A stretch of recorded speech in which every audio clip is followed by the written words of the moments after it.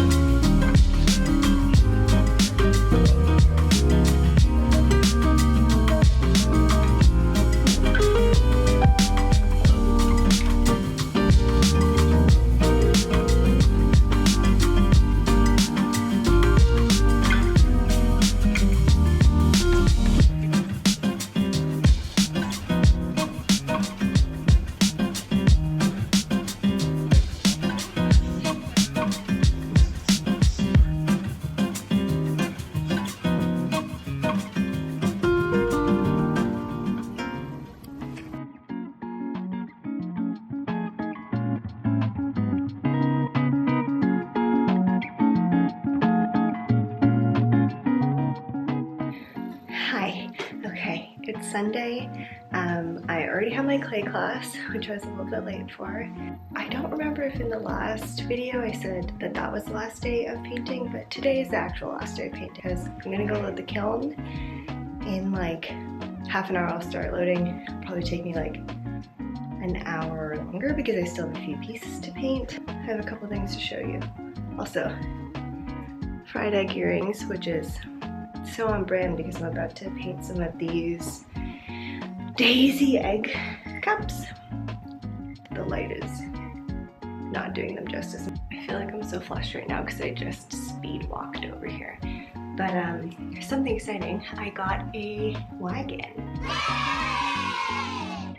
Because the kiln that I use is actually in a different building. It's owned by an artist who's still part of the Neverland Collective, Bramble, and she lets me use her kiln. I pay her a fee for that. It's in the building next door, so that means every time I've had to load the kiln, I think I probably showed you, I have bins that I'll bring, and it takes like 8 trips. But this time, I got a wagon from Costco. I'm gonna open it right now. I haven't even like opened it or put it together or anything yet.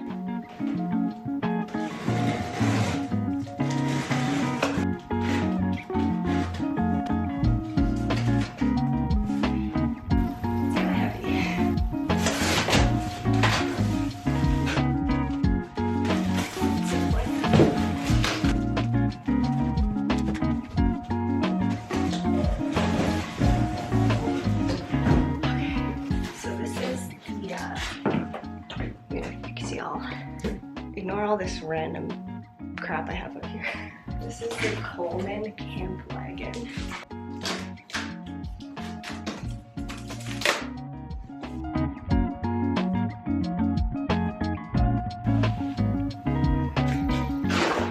I got one that would be collapsible because then I figured it wouldn't take up as much space in the storage closet of my studio.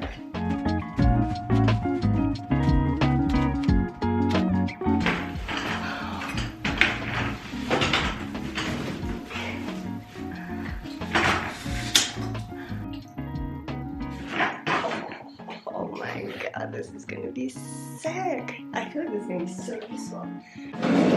Okay, so these are the bins I normally put stuff in. And this can fit like 2 bins and like a box. I love this.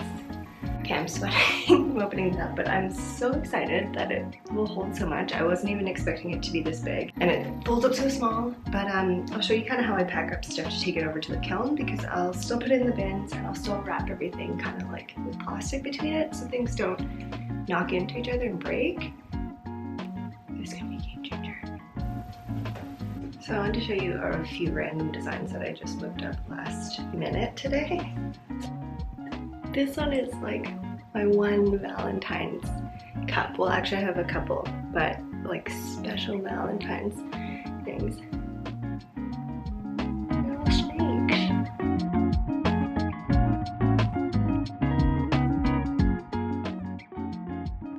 The other one, it's not gonna look good till it's fired, to be honest, but little daisy faces and hearts. And then I'm not excited about the snakes, so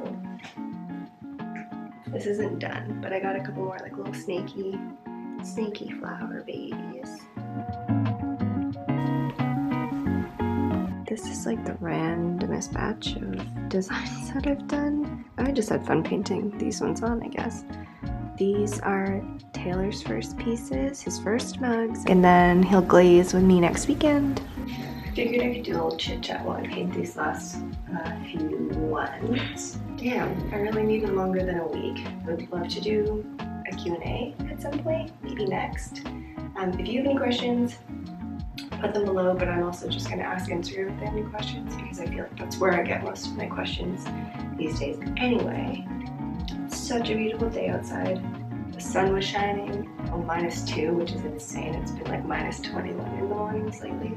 I think that's the biggest FOMO comparison issue that I have on Instagram these days. A lot of people I follow live on the West Coast, so in LA or like Santa Fe or just somewhere where it's hot and not snowy. I've been in Canada my whole life, moving from city to city, so it's not like I'm not used to the winter, but my whole family grew up in Jamaica, and my dad lived there till I was about 13, so I went and visited all the time in the winter. And so I always like to joke that I also have Caribbean blood, so that's why I don't like winter very much. If you're wondering if this is how I normally paint things, like not sitting at the desk, yes. It's not really good for my back or like my posture. I'm painting butterflies. And then I think I'll have some flowers underneath. I'm kind of just doing whatever feels fun right now, which I mean, it's what I normally do, but it's hard because you want to make multiples of items that you really love, and people have expressed that they want one of, because you want multiple people to have an opportunity to snag a piece that they really love. But I get bored really easily. I'm painting the same thing over and over again, but I think that's something we kind of all struggle with. Melissa Weiss, I don't know if I'm pronouncing her last name correctly, kind of touched on this today in our class. But you want to keep making the thing that's popular. You want to keep making the thing that's selling, and you also want to explore different avenues, so it's kind of like a fine balance. Especially when this is your full-time job and this is your full-time income. I mean, I know that's why a lot of handmade pieces are so expensive. It's more than just a vessel or an object. It's someone's heart and soul and brain and love and angst and depression and stress. God. kind of all rolled into one thing. You kind of have to account for all of that. This is boring. This might be boring. I kind of forgot I had more to paint because I don't know if I would have worn white today, but I always remind myself that all clothes are studio clothes, because if I didn't wear my nice clothes that I love to the studio, I would not have anywhere to wear them. Okay. So now I'll go back in with black and yellow and do some more finer details. I'm gonna give the snake some stripes, gonna fill in the middle of the flowers, and gonna like do the butterfly detail stuff. Hey, the painting's all done. I even painted my little croissant. I just need to clean up the inside. I didn't do any underglaze on the inside part, but I got a little bit on there by accident. And now I am ready to pack up. Got some plastic in here that I'll use to kind of cushion around, and I have another bin under there. Don't mind that the studio's a mess right now. This always happens before a firing. When I'm packing up, I try to pick all the pieces that are around the same height first, because when I'm loading the kiln, each shelf will just be a post-sized haul, and I haven't stamped the bottoms yet, so I'm gonna be doing that as I put them in.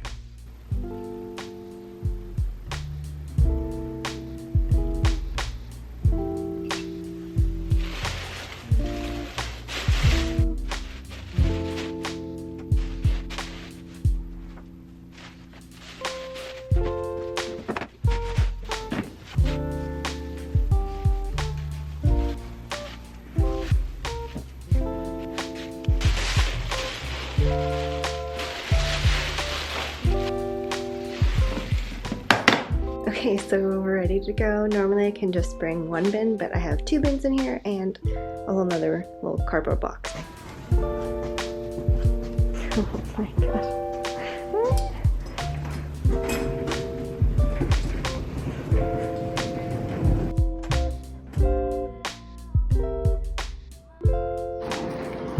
I think this is as far as we can take it. I don't know if there's like a break. Here we are. Okay, I took one of the bins out and I'm gonna see how hard it is to like get it up here, because if I can do that without breaking anything, that would be amazing. But I think, oh my god, come on. Yes, yes, we did it. So I think I've shown you guys the kiln before. It's a scut. This is just me trying to open it. Okay, we're good. It's a scut. Beautiful, classic. I find that I can typically fit around 70 pieces in this one. I'm not sure of how big this one is.